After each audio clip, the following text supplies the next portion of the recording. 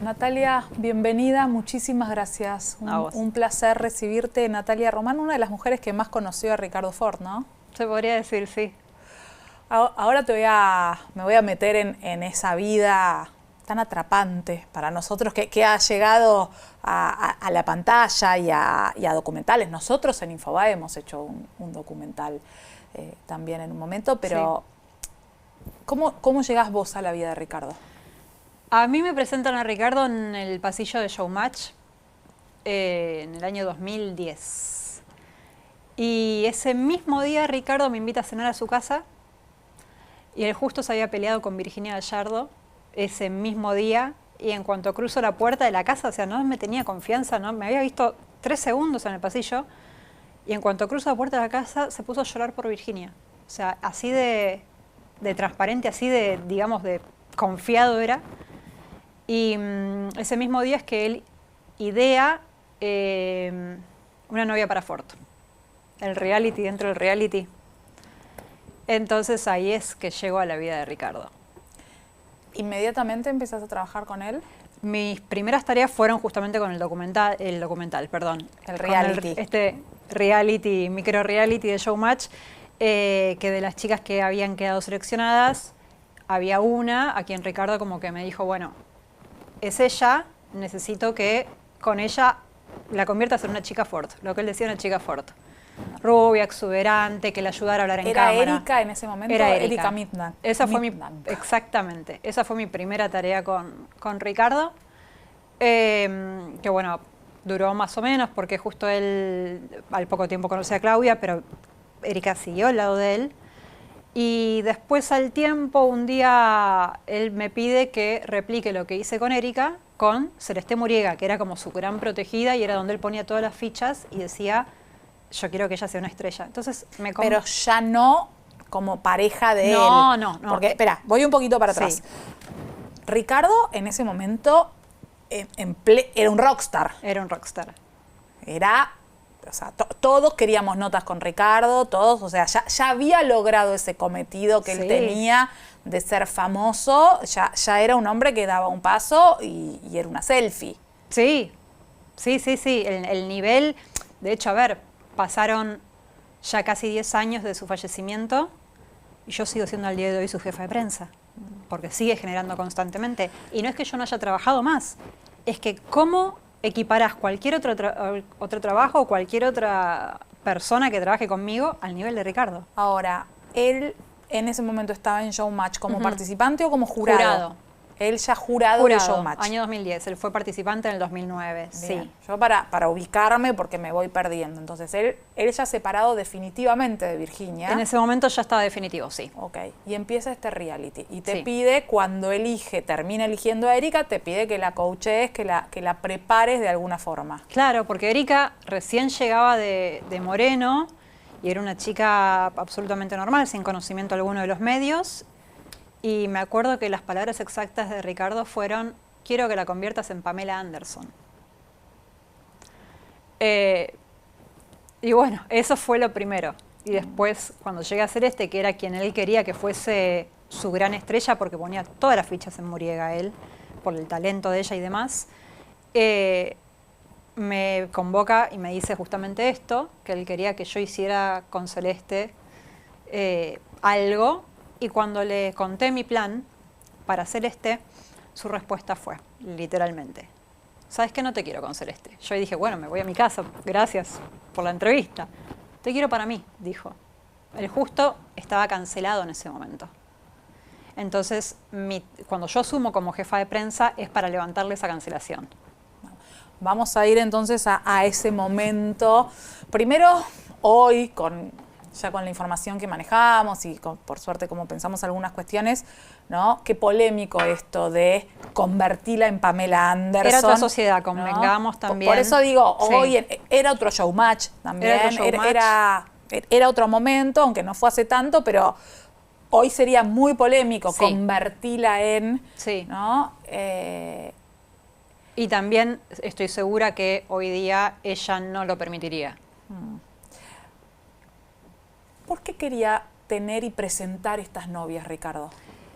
Mira, justo con la aparición de la autobiografía de él, que no es un diario, es una autobiografía con la que se hace el documental, él en ese escrito habla mucho de otras novias. Él no era famoso cuando lo escribe, me da la impresión a mí por las cosas que leo, y él habla de otras novias, pero llegó un momento en el cual evidentemente se descubre homosexual, pero cuando él quiere llegar a la fama, o sea, lo que es interesante de esa autobiografía, además de que él cuenta su vida, la pone en contexto.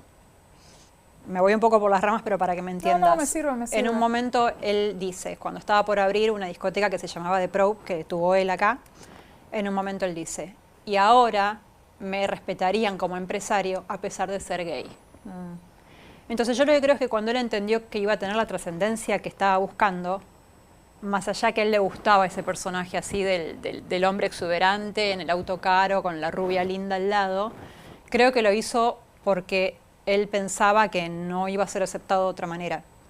También convengamos que si hoy día esto volviera a pasar, tampoco él recibiría el tipo de violencia que recibió en ese momento para que se declarara gay.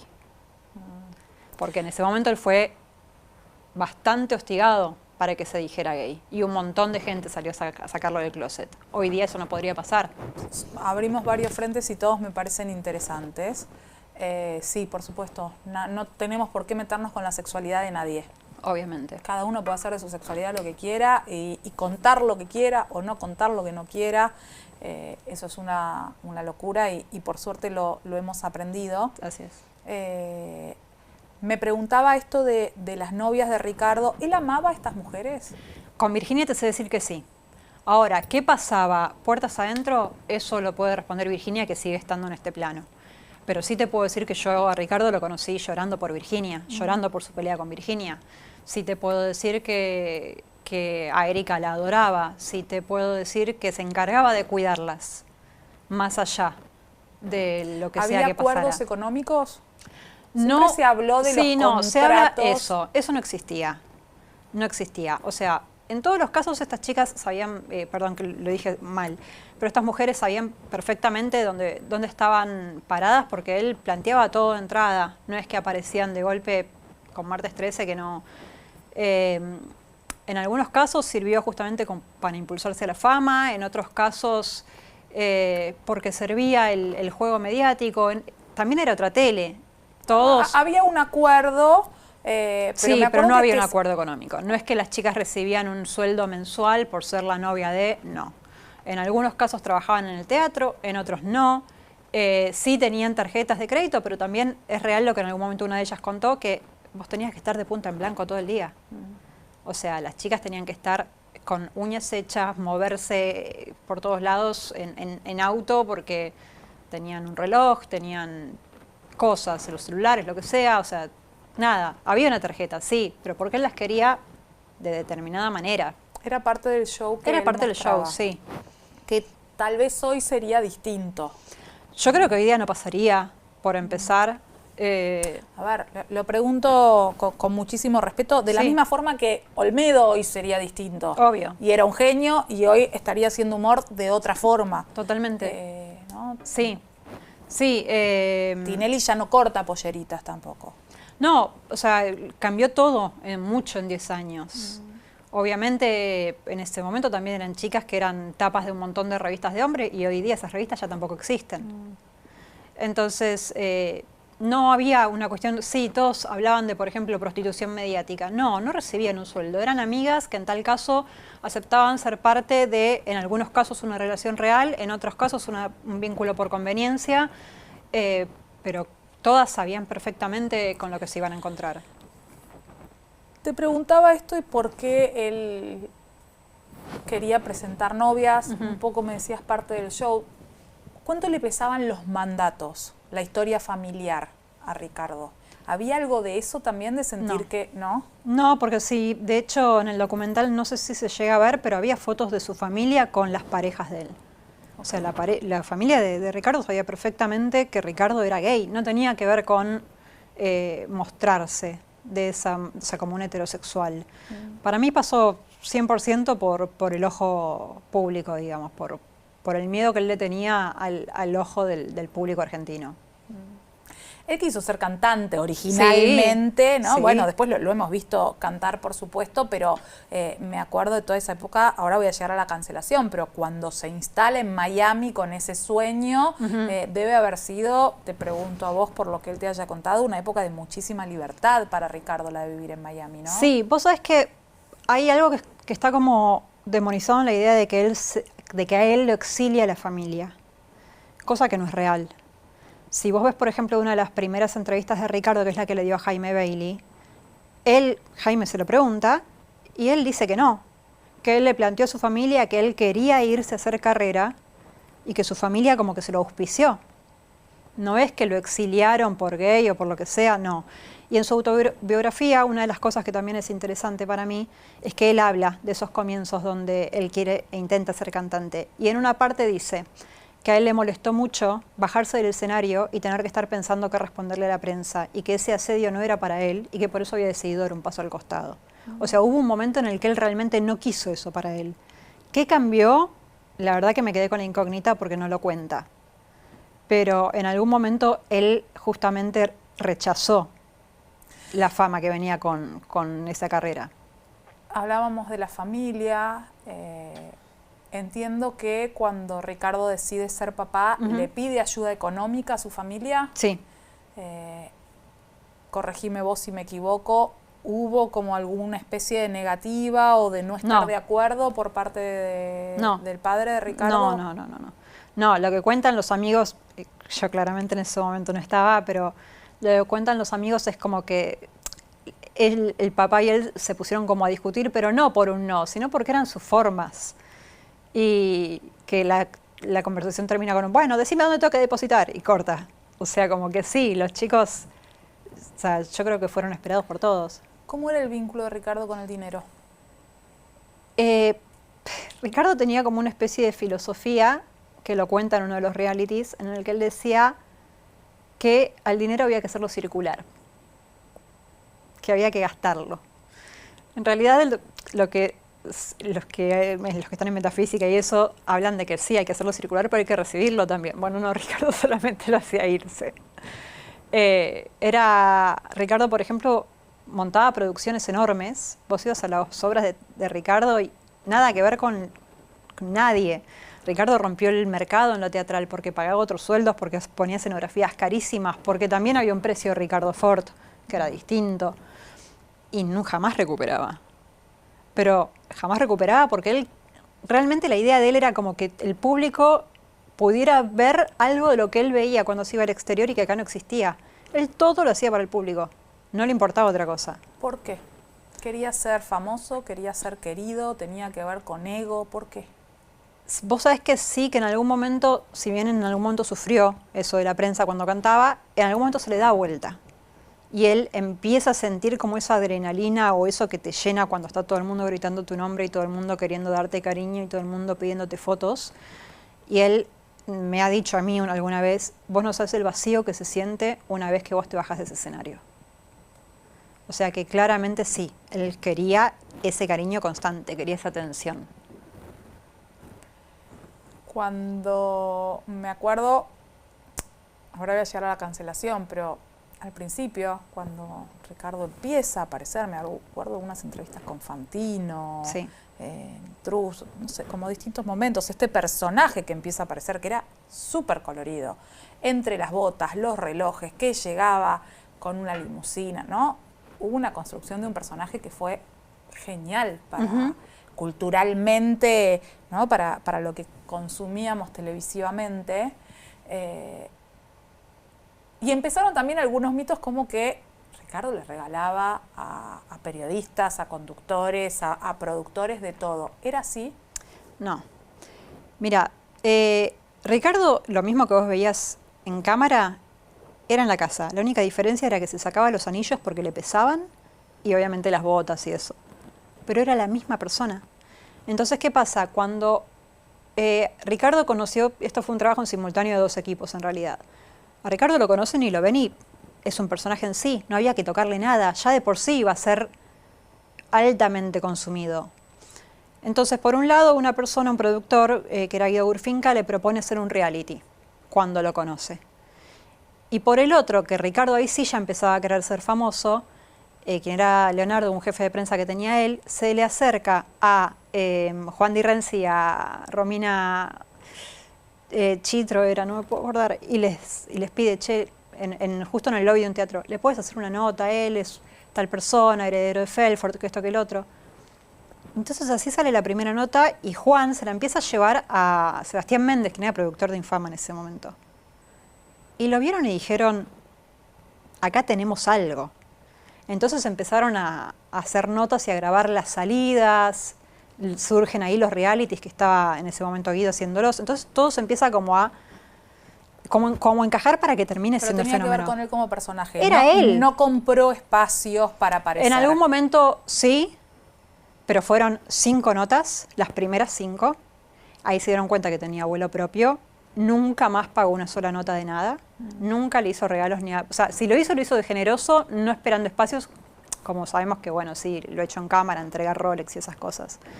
Pero Ricardo llega porque Ricardo aparecía y estallaba el rating. ¿Eran buenos los Rolex que regalaba? ¿Sí eran originales? Sí. ¿Qué fue lo más importante que te regaló a vos, Ricardo? No, a mí Ricardo me regaló 2 perfumes en un viaje y el iPhone que yo usaba para trabajar con él, porque yo tenía 3 teléfonos con él.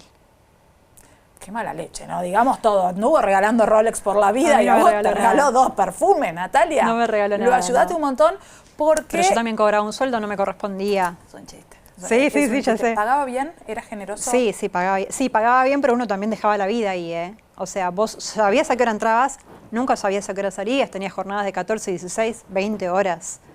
Era suya de alguna manera. Era suya, sí. Ricardo no dormía. Como te digo, yo tenía 3 teléfonos porque a él no le podía dar jamás ocupado. O sea, yo tenía uno, que era el BlackBerry, por donde me hablaban, por BBM. El iPhone que me había dado él, que era para atender las llamadas suyas y las del periodismo, y el radio, porque para que yo pudiera estar en contacto con la custodia.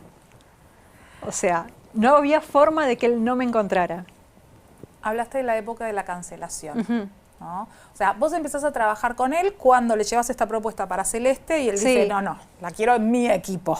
Todo bien, Celeste, te quiero un montón, pero Natalia se queda conmigo. No, encima lo peor es que al principio había sido, bueno, listo, ok, pero también trabajo con Celeste y con el resto del elenco. Sí, 1 semana le duró. A la semana me dijo que no. A la semana, todos me habían dicho ya, no, vamos a tener que empezar a buscar otra persona, todos nosotros, porque no va a querer, te va a absorber. A la semana me dijo no. ¿Era el momento en el que él estaba siendo muy cuestionado ya por los medios ese? En ese momento ya había sido cuestionado, ya había pasado lo del hashtag #ChauFort, ya había pasado lo de Showmatch. La pelea con Flavio Mendoza. Y Ricardo estaba absolutamente cancelado de todos los canales. Podía ir de vez en cuando a Magazine, si mal no recuerdo, el programa de Lucho, que por eso Ricardo siempre se lo agradeció mucho. Y eso fue todo, no tenía más aparición. Que ahí es cuando Ricardo lanza, porque Ricardo también hay que decirlo, fue el primer streamer, fue el primer youtuber, fue el primer influencer real. Ahí es cuando lanza ForTV, que hacía él su programa en streaming. Y me acuerdo que al principio lo criticaban como diciendo, haces esto porque no te queda otra. Y él decía, no, hago esto porque es el futuro. Y mirá cómo 10 años más tarde terminó siendo el futuro. ¿Qué le propones vos o cuál era la estrategia para revertir todo eso que había pasado, en donde él había quedado como muy violento y había perdido ese lugar de privilegio que tenía en los medios? Mira, a mí lo que me pareció es que obviamente había cosas que no se las podías decir. O sea, cuando yo le hago la estrategia de Celeste y él me dice eso, le dije, bueno, armamos algo, y después me dijo, no, yo confío en vos, hacelo, a mí no me digas nada. Bueno, listo. Pero obviamente estaba en mí ir y igual no sé si consultarle, pero por lo menos decirle, mira, a mí me parece que estuviste mal acá, acá y acá. No lo quiero escuchar. Que para mí su error había sido, o sea, él cuando era el millonario divertido, el que estaba todo el tiempo de joda, de fiesta, de viaje, ahí lo amaba todo el mundo. Para mí Ricardo empieza como a ponerse un poco en contra del público a partir de que toma lugar en el jurado y se vuelve productor, porque Ricardo era un productor enorme. Entonces ahí ese lugar de serio de que de golpe los viajes empezaron a ser menos, el grupo de los gatos había desaparecido, y se empieza a tomar en serio el trabajo, porque Ricardo, aunque no generara, era un enfermo del trabajo, trabajaba todo el día. ¿No le preocupaba no ganar dinero con No. esos proyectos? No le importaba. Y entonces él quería estar todo el tiempo haciendo algo. Entonces para mí es cuando ahí la gente, porque también hay una cuestión aspiracional. Vos comprabas a Ricardo porque te hubiese encantado hacer esa vida. Cuando de golpe ven que Ricardo se había transformado en una persona que vivía trabajando y vivía amargada por los problemas que le generaba ese trabajo y se vivía peleando con un montón de figuras populares como La Mole, como Virginia, como otros tantos, obviamente la gente empieza como a generarle alguna especie como de distancia. Que bueno, después por suerte, él esa parte, la parte del carisma la revirtió solo. Yo me encargué en tal caso de poder accionar con los medios y quizás poner anzuelos. Por ejemplo, en ese momento yo tenía la comunicación de una pareja que estaba buscando todo el mundo y que era de muy bajo perfil. Entonces, cuando hablé con la pareja y les dije, los quieren en tal medio, tal medio y tal medio, hacemos una nota, hacemos tapa, ellos dijeron que sí. Y entonces cuando estos medios hablan conmigo, yo les dije, bueno, la pareja está, yo quiero la nota con Ricardo. Entonces de esa manera empecé como, por un lado, a hacer como contraprestación con todos, para que Ricardo pudiera tener ahí su lugar. Por otro lado, en ese momento Ricardo accede a presentar a su pareja. Bueno, quiero saber cómo fue eso, porque fue al lado tuyo que él, Sí. que él decide contar quién era realmente. Él, en realidad, durante la cancelación, le dio una nota a un programa haciéndose, digamos, saliendo del closet, diciendo que él sí había tenido relaciones con hombres, pero que había decidido después con el tiempo estar con quien era en ese momento su pareja mujer. Pero es en esta temporada que es en Carlos Paz, en el año 2012, que Ricardo hace una tapa de revista en Caras con quien era su pareja hombre. ¿Quién era en ese momento? Después creo que se casó con una mujer, por las dudas prefiero no, Ok, bueno, igual no es invadirlo. sí, es una tapa de cara, Sí, está bien, bueno, no importa, pero... 10 años más tarde, ok, viste. pero entonces, él en ese momento presenta quién era su novio en ese momento, Sí. que no era Gustavo, que fue No, como no. una constante. No era Gustavo y no pero era Gustavo Rodrigo tampoco. fue una constante en la vida. Gustavo era de- familia.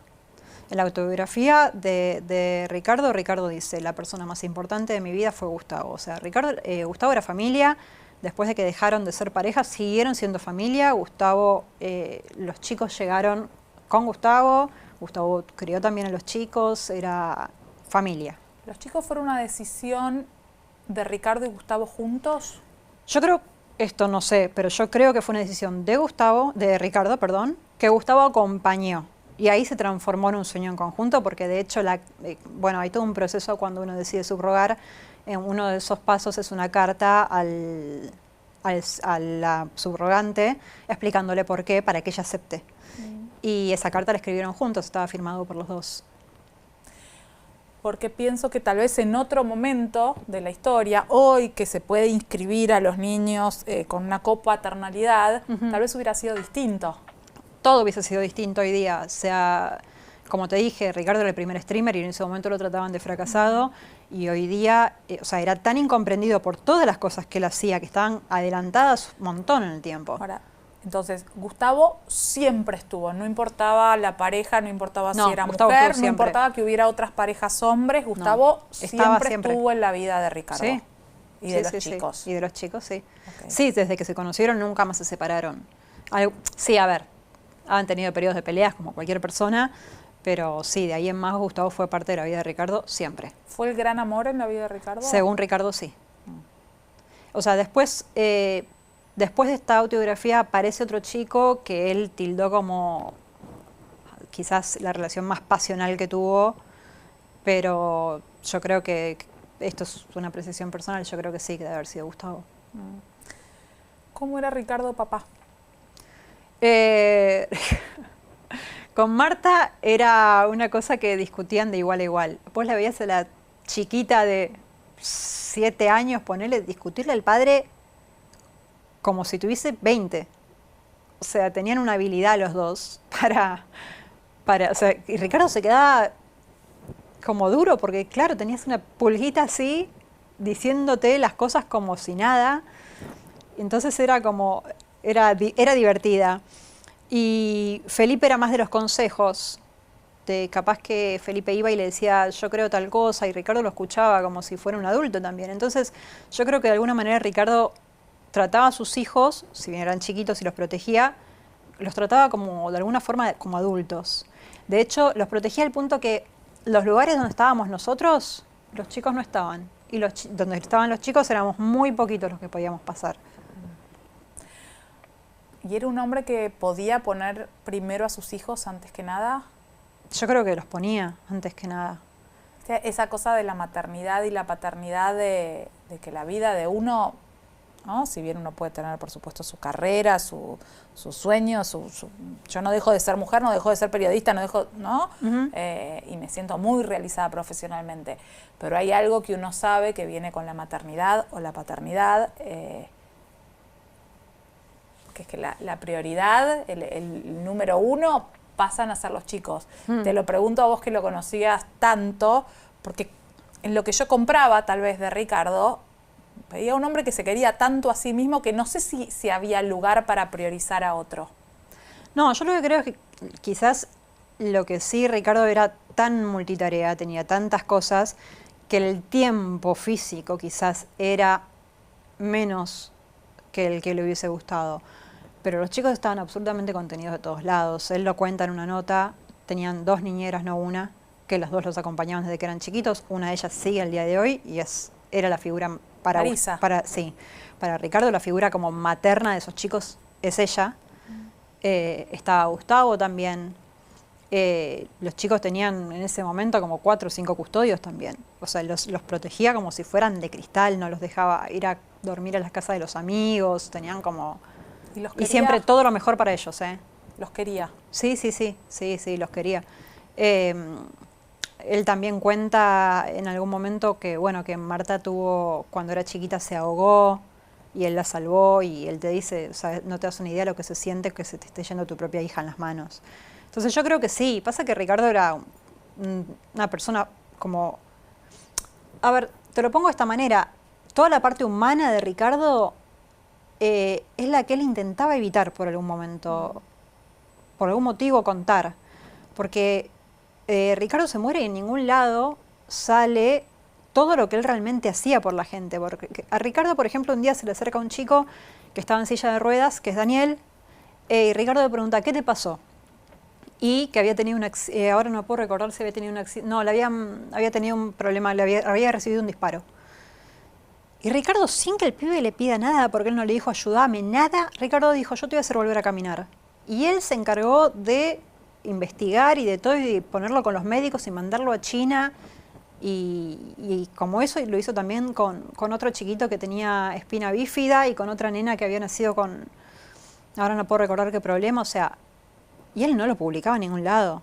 O sea, había un hombre generoso detrás de ese personaje. Pero más allá de generoso de decir, bueno, yo pago este tratamiento, era el hecho de que él se encargara que eso pase. ¿Entendés? O sea, de investigar, de ocuparse, de preocuparse. Yo creo que, por ejemplo, esto no... Yo creo que Ricardo me mataría si me escuchara contar esto.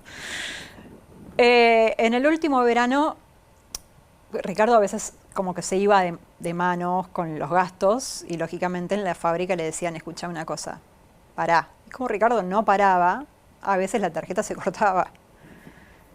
Y entonces realmente fue un verano como que estábamos como muy acotados a un presupuesto. Me agarra Ricardo y me muestra el celular que había un hombre que le estaba escribiendo por Twitter porque aparte él leía todo. Todo lo que le escribían él lo leía. Que le estaba diciendo que estaba muy mal económicamente, que necesitaba una ayuda, yo qué sé. Y él le dice, mira, solamente puedo darte tanta plata porque realmente en este momento no cuento con más fondos, yo qué sé, y me lo muestra a mí. Y yo como que nos miré a todos como diciendo, estamos todos al horno. Y este flaco ahí lo hizo ir hasta la puerta de la chacra en Mar del Plata y le hizo llegar la plata igual. ¿Le cortaron alguna vez la tarjeta a Ricardo Ford? Millones. Pero porque, sinceramente, y esto te lo digo 10 años después, se lo merecía. No había forma de pararlo, ¿entendés? O sea, porque el problema de Ricardo no es que Ricardo gastaba su plata y la de su fábrica o su parte. El problema de Ricardo es que Ricardo iba con 25 personas atrás y esas 25 personas comparaban a la par que Ricardo, gastaban a la par de Ricardo. Entonces, claro, en algún momento la familia quería cuidar el patrimonio ya no de Ricardo, de Marta y Felipe. Entonces ¿Crees era, que lo usaron pará. mucho? Hubo mucha gente que no, hubo mucha gente que lo quiso genuinamente Ricardo y hubo mucha gente que lo usó mucho, sí. Ricardo tuvo al lado gente muy buena y tuvo al lado gente muy mala. ¿Y él podía diferenciar? En algunos casos sí, pero si esa persona le servía, él se lo aguantaba. En algunos casos no. En algunos casos, de hecho, capaz que si vos ibas y le decías a Ricardo, mira, esta persona te está haciendo tal cosa, él, porque vos le estabas hablando mal de alguien, él decidía ponerse a defender a esa persona. ¿Entendés? ¿Y cómo era como jefe? ¿Te trataba bien? Sí, o sea, yo sé que él como que le hicieron mucha fama maltratador, pero al menos conmigo yo no me sentí maltratada porque Ricardo y yo discutíamos de igual a igual. Si a mí Ricardo me quería levantar la voz, yo se la levantaba. Si a mí Ricardo me quería decir algo que no me gustaba, yo le decía lo mismo. Entonces, yo creo que también ese fue el secreto de que es por lo que soy la que más duró de todos. Porque vos empezás con él en el 2010. Sí, yo fui su jefa de prensa, como jefa de prensa a cargo, digamos, 1 año y medio. La persona que me sigue en duración, que es Nico Di Raimondo, estuvo creo que 10 meses. O sea, entre él y yo casi llegamos a los 3 años. Ricardo fue famoso 5. Tuvo 7 jefes de prensa. Date una idea de lo que duraban los demás. 3 meses, 2 meses, 6 meses. ¿Qué lo hacía feliz? Ricardo era re cortoplacista. Entonces lo que lo hacía feliz ahora, en media hora ya no. Yo creo que a Ricardo lo hacía feliz que hablaran de él. A Ricardo lo hacía feliz el público. Ser trending topic. Sí. El público lo hacía feliz. Ricardo, las veces que yo más extasiado lo pude haber visto, déjame pensar, sí, bajándose de un teatro lleno, sí, creo que sí. Creo que sí, creo que era eso. ¿Y qué lo ponía triste? Uy, todo, era resensible. Por ejemplo, así como te digo, capaz que yo, o cualquier otro, porque éramos un montón los que queríamos como avivarlo de lo que estaba pasando alrededor de él. Pero si le decíamos, tal persona te está haciendo daño por tal cosa, él en ese momento se ponía al lado de esa persona, pero después se quedaba pensando y capaz que te mandaba un mensaje y te decía, ¿cómo puede ser que no me quieran por lo que soy? ¿Entendés? Cosas, un montón de cosas lo ponían triste a Ricardo. Ricardo se ponía a llorar fácil, como que era re sensible, todo le llegaba. Sin embargo, vos decías recién, ¿no? Como que es la parte que más nos costó conocer, la parte humana. Yo no sé cuánto de lo que veíamos era un personaje. Vos me decís, él llega a su casa, sacaba las botas, sacaba los anillos, pero era el mismo. Como que me cuesta imaginar qué pensaba, qué sentía, ¿no? ¿Quiénes eran sus grandes amores, sus grandes pasiones, sus sueños? ¿No? Más allá a sus sueños yo creo que llegó. Y de hecho, él cumple su sueño. Pero vos sabés que su sueño era Argentina, porque en un momento yo empecé en conversaciones con, era por un lado el London Times que le quería hacer una nota y por el otro había una especie como de reality en Japón que querían mostrar la vida de 4 grandes empresarios latinoamericanos y él era uno de los seleccionados. Y esto me acuerdo porque fue en el año 2012 y estábamos empezando a preproducir Fortnite Show. Y entonces yo hablo con él y le digo, mira, tenemos que hacer esto, ok, listo, bueno, empezamos, me reuní con estas personas, todo, y ellos después empiezan, bueno, listo, ya nos tenemos que reunir con Ricardo. Ricardo, tenemos que reunirnos con esta gente para hacer esto. Sí, sí, sí. Ricardo, no, hoy no puedo, tengo Infama. Ricardo, no, hoy no puedo, tengo mi programa. Ricardo, ¿vos estás entendiendo la seriedad y la escala a la cual vos llegarías si hacemos esto? A mí no me importa, mi lugar es Argentina. Y lo dejó ir, o sea, se retiraron. ¿Y ese reconocimiento que él buscaba, ese ser amado, querido por la gente, ¿no? Que tenía que ver con algo? ¿Él se sintió amado por sus padres, por sus hermanos? ¿Buscaba algo? ¿Viste? Como que pregunto desde la psicología, sí, ¿no? Sí. Sin ser psicóloga, por supuesto. ¿Qué reconfirmación estaba buscando ahí en la gente? Porque hay tanta gente que si vos le preguntás, dice, yo millonario, estoy en la playa todo el día. Yo hubiese hecho lo mismo. ¿no? Como Sí. me quedo leyendo, ¿no?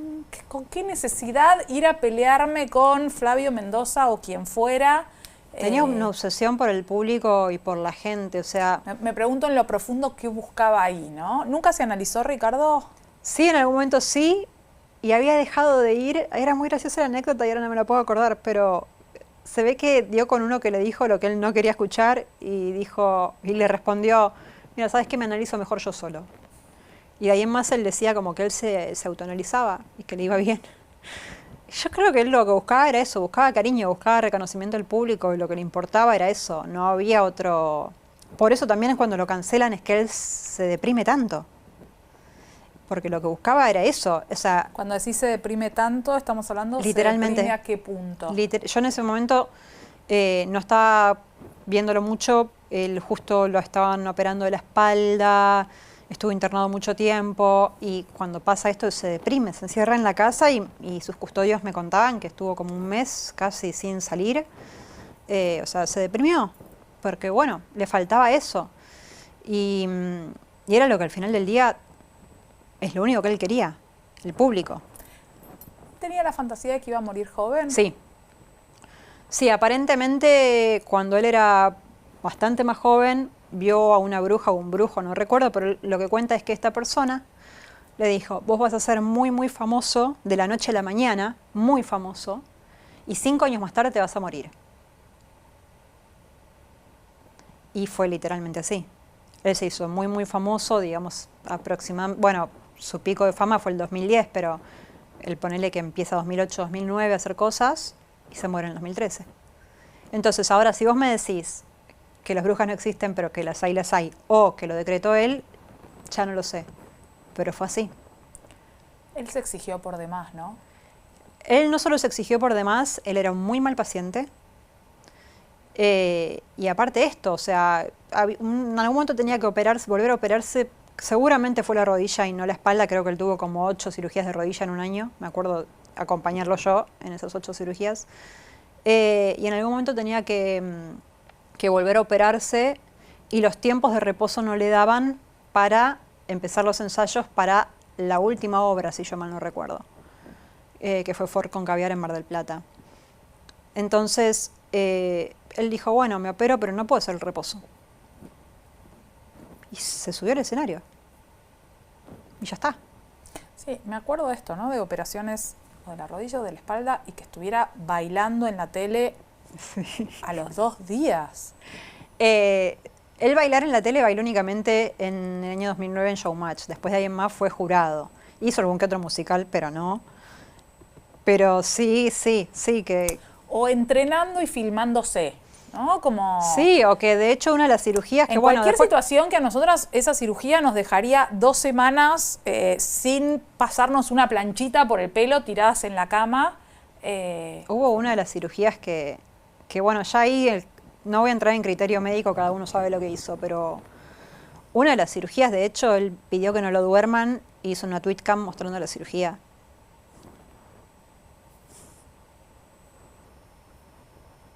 ¿Era muy difícil decirle que no? Sí, sí, pero yo creo que al final del día a veces te escuchaba. En línea, sí, él tenía periodos donde te escuchaba un montón y otros donde no, obviamente. ¿Cómo era Ricardo con los excesos? Con el exceso, bueno, al trabajo, al trabajo, al sí, alcohol, pero no. a las salidas, pero no es que estábamos en la casa y se ponía a tomar, eso no pasaba. no, No, drogas. tampoco. O sea, sí sé que las hizo de joven, obviamente, lo cuenta él. Está también en su autobiografía donde él lo cuenta, pero desde que yo lo conocí, y creería que desde que llegaron los chicos, no se volvió a drogar. Sí, en algún momento aparecen los analgésicos. Sí, eso sí. Sí, eso sí. Hay cosas igual que para mí es como que hay que desmentir. Es verdad que él tomaba morfina, él tomaba 100 miligramos diarios de morfina. Hacía una toma de 40 y 2 de 30 cada 8 horas. Pero eran pastillas. Entonces cuando yo escucho, por ejemplo, que dicen le tiraba gotero de morfina al champán y nadie le decía nada. Yo sé que él al champán le tiraba edulcorante. Yo no sé si eso sucedió, si fue un malentendido o si él, porque Ricardo también era un gran estratega. Él sabía perfectamente qué le decía y a quién se lo decía y por qué se lo decía. Entonces, capaz que incluso fue alguna exageración de Ricardo mismo. Pero En este construir un personaje. sí, en buscar que el otro también se preocupe más por él y le dé más atención. ¿Te sorprendió su muerte? Más o menos. O sea, era como que no me sorprendió, pero no me la esperaba. Y lamentablemente, yo en ese momento ya no trabajaba con él, hacía poco que había dejado, seguíamos siendo amigos, pero yo tenía que terminar la universidad y había otra cantidad de cosas y no era compatible ya. Y aparte, como te digo, 3 años al lado de Ricardo son 25 al lado de cualquiera, ya estábamos como desgastados, pero me tocó a mí tener que dar la confirmación. Me llaman a mí ese día a las 6 de la mañana, justo era un feriado, y me dicen, Natalia, me están diciendo que Ricardo se murió. Y yo decía, lo está matando Twitter como siempre, olvídate, no pasa nada, tranqui. No, me están diciendo adentro de la Trinidad que Ricardo se murió. Y como él y yo habíamos discutido hacía poco, y discutido fuerte, no como otras veces, porque ya éramos amigos, yo dije, ay, me están haciendo todo esto para que yo vaya, me arregle con él, está bien, ¿sabes qué? Queda tranquilo, me voy ahora para la Trinidad y me quedo a desayunar con él. Listo. Pero a mí algo adentro me hizo ruido. Entonces fue tipo ponerme encima lo primero y salir corriendo a buscar un taxi. Y llego a la Trinidad y a mí lo que me resulta extraño era que la Trinidad estaba sellada por todos lados.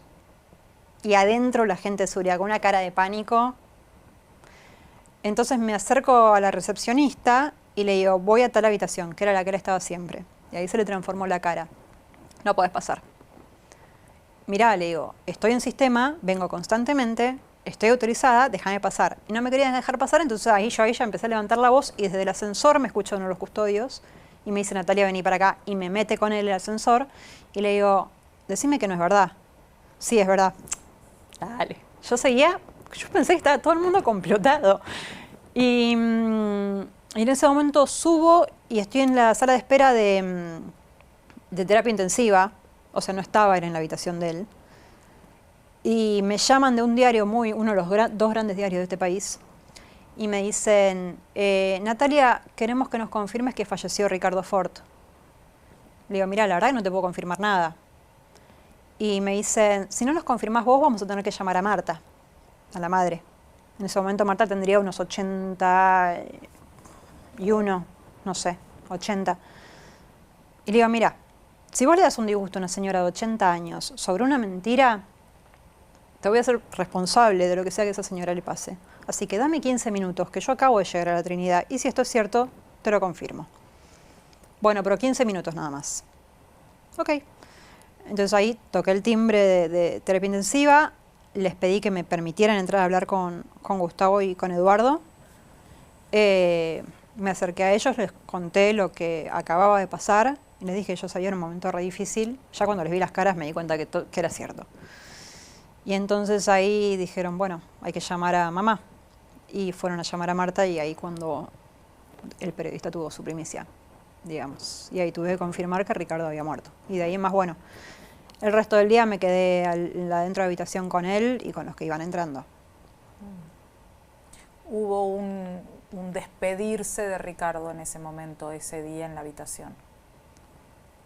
¿A qué te referís? Digo, esto, vos decías, iba entrando gente que iban entrando los muy íntimos, no es que entraba cualquiera. No es que cualquiera tenía habilitación para entrar. En la habitación estaba Gustavo, que no se despegó un segundo, lo abrazó todo el tiempo, destruido. Yo no cuento porque no puedo nunca entrar en ese relato sin ponerme a llorar. Todas las cosas que le dijo, las promesas, entonces yo ahí no entro, pero o sea, fueron unas cuantas horas y después se llevan claramente a Ricardo, y uno de los custodios le había propuesto a Gustavo que para la despedida lo hicieran como si Ricardo estuviese, como Ricardo hubiese querido. Entonces armaron toda la logística para que Ricardo fuese en el coche fúnebre, con las motos, con el auto de custodia, con la caravana. No me acuerdo ni cuántos autos éramos, iban los chicos en el Rolls Royce, que pobres esos chicos, la verdad que ese día fue las cámaras les golpeaban las ventanas, me acuerdo que eso fue terrible, yo enojada mal con todas las cámaras, porque yo entiendo el trabajo de todo el mundo, trabajo con ustedes, pero en ese momento eran 2 nenitos de 8 años, o 9 y 9. Y, viste, las cámaras literalmente pegándole las ventanas del Rolls Royce. Y de ahí encaramos la caravana hasta Pilar, y a medida que íbamos pasando puentes, y la gente estaba en los puentes esperándola con carteles, le tiraban flores, o sea, fueron, no sé, los 40 kilómetros a Pilar así. Muy. Yo en ese momento, ese día, me acuerdo que se lo dije a Hernán que iba conmigo, le digo, este tipo se convierte en leyenda. Pues no se podía creer. Y mirá cómo es que 10 años más tarde seguimos hablando. ¿Con cuántas figuras fallecidas pasa esto que 10 años más tarde? Estoy yo dando una entrevista. ¿Estaría contento Ricardo con la imagen que quedó de él? Sí, Ricardo estaría contento con el hecho que se habló durante 10 años de él y se va a seguir hablando. Porque más allá del documental que ya se hizo, que era uno de sus sueños, también hay gente tanteando para hacer una película y tanteando para hacer una serie. Y y nosotras estamos charlando y reviviendo anécdotas, o sea, claramente es un personaje ícono pop, se ha dicho en algún momento de la Argentina. Sí, aparte no para de salir gente. Y ese día, me acuerdo, fue un shock la muerte de Ricardo, ¿no? Porque ya lo habíamos visto muchas veces operarse. ¿Se habló en algún momento de mala praxis? Eso habría que hablarlo con el abogado de él, que era César Carosa. Yo creería, o lo único que yo puedo decir es que si vos tenés un paciente al que no podés controlar, lo derivás. Porque a mí me tocó también estar en la internación de Ricardo en Mar del Plata, cuando él en ese verano tiene la peritonitis, que también sobrevivió de milagro, porque le sacaron 4 litros de líquido suelto. Cuando el médico nos dice lo normal es que una persona sobreviva hasta los 500, y Ricardo sobrevivió. Y Ricardo era un paciente difícil, es verdad, pero en ese sanatorio se portó genial. O sea, se quejaba, sí, pero lo tenían como había que tenerlo. Entonces yo lo que creo es que si tan difícil es y si no podés con él, derívalo, decile que no. Ese era el problema. Yo creo que nadie se animaba a decirle que no. ¿Hoy hay alguna situación judicial abierta todavía? Creería, pero no te quiero confirmar, creería que ya está cerrado. Y que se llegó a la conclusión de que murió por una sepsis masiva. Pero lo ideal es hablarlo con César, que es quien llevó todo eso.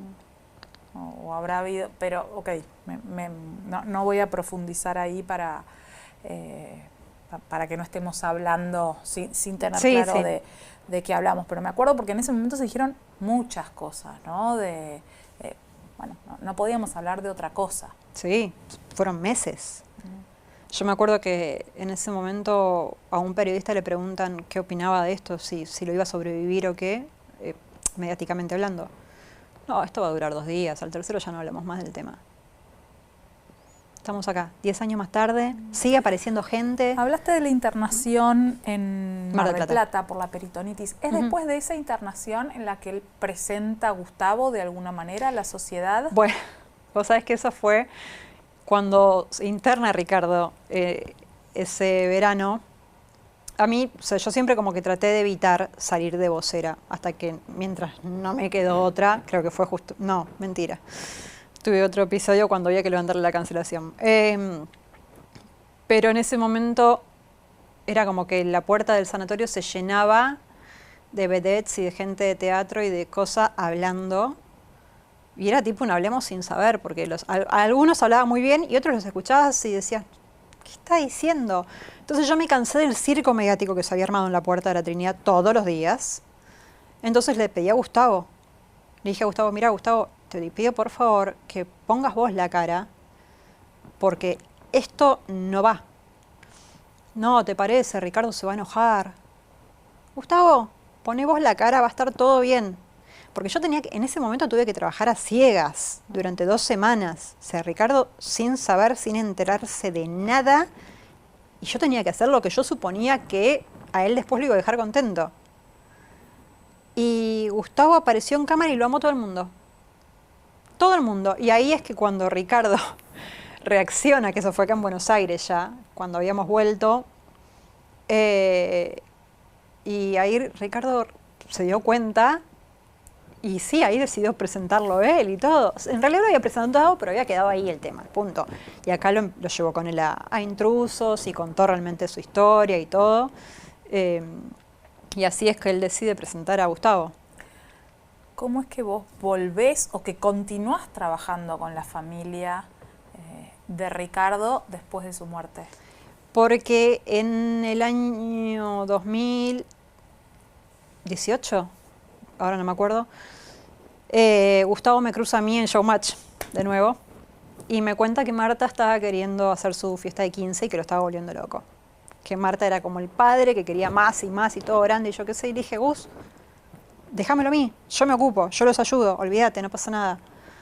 Y entonces me llaman a los pocos meses para que me siente con Marta. Obviamente no me reconocía. Mirá que yo había tenido millones de anécdotas con la nena. Había estado muy pegada yo a ellos dos, a los dos cuando eran chiquitos. Y ella no se acordaba de mí, Felipe sí. Y nada, y ahí nos pusimos a planear su cumpleaños y obviamente una cosa llevó a la otra. Ella ahí se empieza a dar cuenta del perfil que tenía sin haberlo pedido, la notoriedad que ella tenía sin haberla pedido. Entonces fue como que, bueno, dije, ok, listo. Si este va a ser el camino que vas a seguir, vamos a hacerlo de manera tal que lo hagas como corresponde. Y entonces ahí es que volví a los chicos y después, bueno, justo ellos estaban en ese momento con 15 años, se trató como de mantener las cosas medianamente cuidadas y después, bueno, las cosas lógicas de la adolescencia te van llevando a tener que capaz que ocuparte de otro tipo de situaciones. ¿Hoy tienen cuánto? 19. 19. ¿Están viviendo en Argentina? Son preciosos los dos. Sí. ¿Y viven los dos en Argentina? Sí, pero se dividen mucho con Miami, viajan mucho a Miami. Como Ricardo. Como Ricardo, sí, pero los dos tienen mucho de Ricardo, pero quieren cosas absolutamente distintas. ¿Tienen la vida económicamente resuelta si quisieran? Yo calculo que sí, no entro en la de la fábrica, pero calculo que sí. Y de todas maneras, por lo menos por ahora, están demostrando otro tipo de responsabilidad para con la fábrica de la que tenía Ricardo. No sé qué va a pasar a futuro. ¿Felipe trabaja con la fábrica? Los dos están empezando a introducirse de la mano, bueno, de sus tíos o su tío Eduardo y César, que son quienes como que los apadrinan dentro. Pero, o sea, Feli lo ve, o sea, son altísimos los dos, altísimos. Bueno, de las caras que tienen ni hablar, pero Felipe también le interesa el modelar alta costura. Los dos son bellísimos, sí, por supuesto, ¿no? Y, sí, y cuando quieren tienen el son súper carismáticos, súper carismáticos. Ahora, ¿Gustavo superó alguna vez la muerte de Ricardo? No, nunca. Gustavo hablaba de Ricardo todo el tiempo y se ponía a llorar constantemente por eso. No, nunca lo superó. Yo no te voy a preguntar y quiero ser muy respetuosa, pero aclaro el porqué, ¿no? Digo, la muerte de Gustavo sigue siendo muy dolorosa para dos niños, dos jovencitos muy chiquitos que la han pasado muy mal, así que uno trata de ser, por supuesto, muy respetuoso con todo esto, pero sí esto, ¿no? Como Gustavo siempre lo siguió extrañando mucho a Ricardo. Sí, y Gustavo es una persona que nunca rehizo su vida. Gustavo vio pasar parejas y parejas y parejas de Ricardo y él nunca rehizo su vida.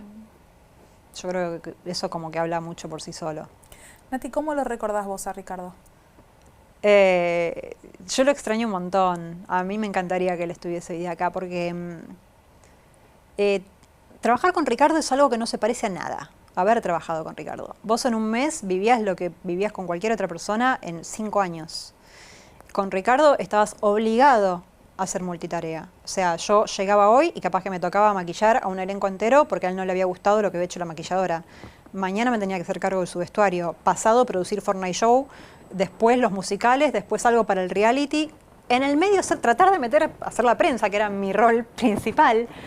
Pero es como que vos no te podías aburrir porque te tenías que manejar todo el día de un lado a otro y con rubros absolutamente inverosímiles, o sea... Debes haber aprendido muchísimo. Aprendí muchísimo. ¿Crees sí. que murió en su ley? ¿A qué te referís con su ley? Como hubiera querido. No, yo creo que no. Yo sí creo que con el diario del lunes él probablemente lo hubiese preferido, por un lado. O sea, yo creo que por el único motivo que se quedaba era por los chicos, que lo dijo varias veces, o sea, para no dejar a 2 nenes sin su padre. Pero él ya estaba muy, muy maltratado en su cuerpo. Todo le dolía, todo el día tenía un gesto de dolor. Que ese es también otro tema que todo el mundo dice, no, porque Ricardo era maltratador o le hablaba mal a todo el mundo. ¿Sabes lo que es vivir con el dolor 24 horas al día? No poder dormir. Ricardo no dormía. Ricardo dormitaba 40 minutos y se despertaba, porque el dolor no le permitía dormir. Sí, pero a la vez él se seguía exigiendo de una forma que era imposible, ¿no? Ya lo último no, ¿eh? Él se provocó de alguna manera también ese dolor. Le pidió a su cuerpo de una forma que a mí me resulta... Sí, y de hecho en la nota que creo que fue con Cristina Pérez, él hace un mea culpa y dice, perseguí mi estética, perseguí ser bello por encima de lo que realmente importa. Se dio cuenta de todo eso, pero se dio cuenta tarde. Pero de todas maneras ya su cuerpo no podía sostener todo lo que estaba pasando, me parece a mí. Entonces, de hecho hay médicos que han llegado a decir, si él se hubiese amputado esa pierna, no se hubiese muerto. ¿Vos te das una idea de lo que hubiese sido para Ricardo Ford amputarse una pierna?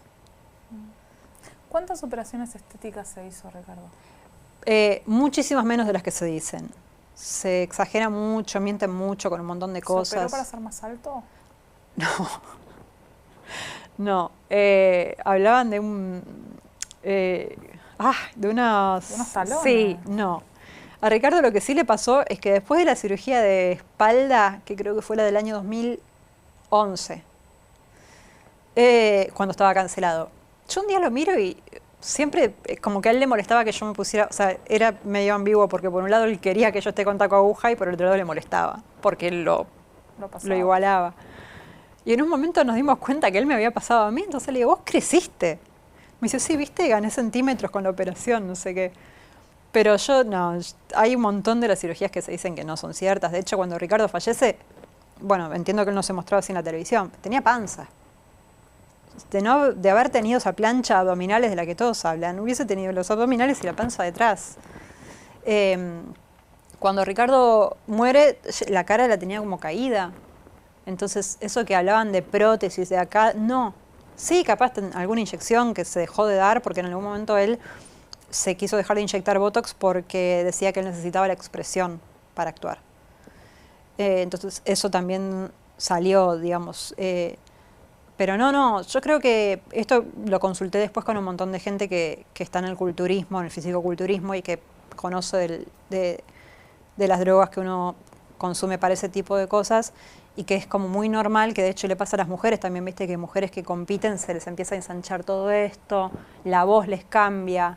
Entonces, si yo tengo que atribuírselo a algo, me parece que viene más por ahí. Va por ahí. Sí, o sea, sí tenía la nariz, obviamente, sí tenía la boca. Pero ni había una plancha. No había una plancha de abdominales, puesto. no estaba, los hombros de él también, fallece con los hombros caídos, no, un montón de cosas que no. El mentón se lo había sacado, hacía mucho, pero él se dejaba esa barba faraónica que parecía que tuviese un montón. Igual creo que le había quedado una cápsula o algo, pero no es cierto eso de que sí, se operó, sí, pero un montón de las que hablan son mentiras. ¿Vos seguís trabajando con la familia?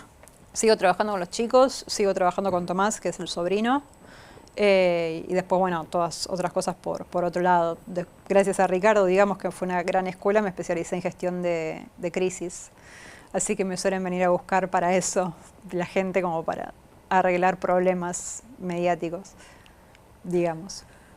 Gracias, A vos. Nati. Espero nunca tener que llamarte por resolver algún quilombo que me toque, sino que podamos seguir charlando así para lo que sea. Y recordando algo de estos momentos de un personaje que nos dejó un montón. La verdad es un personaje del que seguro vamos a seguir hablando. Sí. ¿Vos crees que fue consciente, Ricardo, de lo que marcó al espectáculo argentino? Absolutamente. Él, de hecho, cuando él se recupera de la peritonitis, que le da una nota a Sebastián Tempone, él dijo, mirá, y si me moría, bueno, harán la película de mi muerte, que esto. Él sabía, y aparte en ese momento cuando él nos decía todo eso, para hacerlo cero. Sí, dale, Ricardo, está bien, te van a hacer la película, van a hacer esto, van a hacer lo otro. No le podías decir que no. Y acá estamos. 10 años más tarde, estrenando documental, evaluando película, viendo guiones, o sea, El comandante. El comandante, así es. Bien ganado lo tuvo. Gracias. A vos.